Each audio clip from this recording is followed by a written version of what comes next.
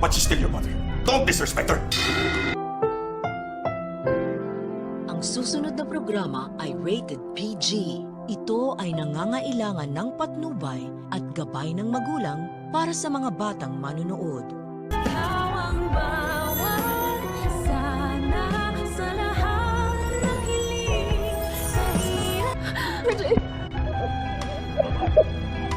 Masyado naman yatang obvious na obvious ang strategy ng mag-amang Eric at Justin para sa kanilang masamang balak sa Apex. Maiisipan kasi ni Eric na kailangan nilang mag-ingat ng kanyang anak upang hindi sila mahalata ni Giselle sa kanilang masamang pakay na paghihiganti nga dito. Sasamantalahin ni Eric ang pagkakataon na muli na namang binabastos ng kanyang anak na si Justin ang kanyang ina na si Giselle. Dahil nang hinagis ni Justin ang binigay na bulaklak ng kanyang nanay, ay papagitna naman itong si Eric at sasawayin si Justin. Pakunwaring pagagalitan ni Eric si Justin at sasabihan niya ito na hindi porket galit siya sa kanyang nanay na si Giselle ay babastusin niya na ito. Kailangan niya pa rin daw irespeto ang kanyang ina dahil nga ito ang nagduwal sa kanya sa mundong ibabaw. Biglang bigla naman si Justin dahil hindi niya inaakala na sasawayin siya ng kanyang ama. Pero eventually ay maunawaan din naman ni Justin ang ginagawang strategy ng kanyang amang si Eric upang hindi nga sila mapaghinalaan ni Giselle sa kanilang balak at maging positibo ang tingin ni Giselle kay Eric habang ginagawa nila ang kanilang plano. Sa kabilang banda, nanumbalik na naman nga ang kinatatakutan nitong si Lynette at ito'y walang iba nga kundi ang isa sa mga tauhan ni Moira na bumihag sa kanya sa kanilang bahay dahil nakita niya nga ito habang sila'y naglalakad ni Diyosa sa kalsada na tila nagpapagaling pa rin sa kanyang pilay na tinamo sa kanyang pakikipagbuno sa mga pulis at kay Carlos. Kaya naman habang nasa restaurant itong si Lynette ay hindi pa rin mawala sa kanyang isipan ang kanyang nakita